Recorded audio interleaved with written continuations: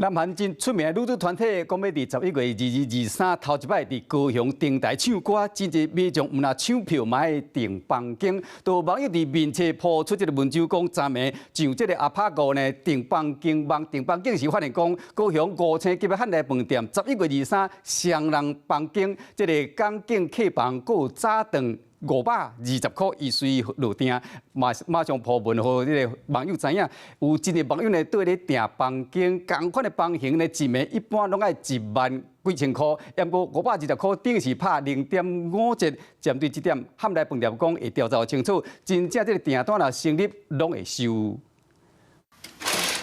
卡顶又开规大片的海港美景，有够水。高雄汉来饭店港景双人客房，慷快视野，加上优质大环境设施，是饭店抢手的房型。若是拄到大型活动，买大脑损。这是网友昨暝8点外，伫咧阿高达订房网站订房间时发现，11月23港景房双人房间挂早顿，一暝竟然敢若520，会随主文嘛是普文分享，结合到小报，相真侪网友嘛。对咧主文，真侪人嘛捡着好康。啊，11月23这一天，南韩人气女团Twice头一摆来台湾到高雄开唱，高雄大细间饭店旅店的生意抢滚。那天呢是那个 Twice 的演唱会嘛，那所以我们的一个定价大概是在9000块左右。港景双人房官方网站平常时的房价12000倍 ，Twice 开唱的11月22、23这2天优惠房价嘛会9000块，但是9月初是暗时啊订房平台所出现520的房价。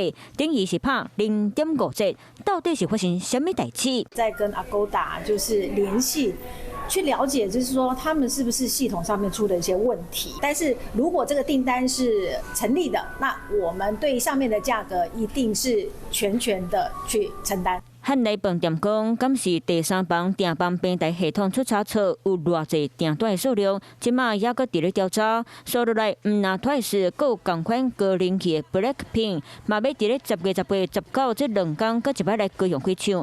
啊，若汉来饭店的房价，市景双人客房平常时啊伫咧5、6千之间的房价，2场抢滚的演唱会时间，房价了起一间一暝起到7000块，嘛是已经叫要叫唱了。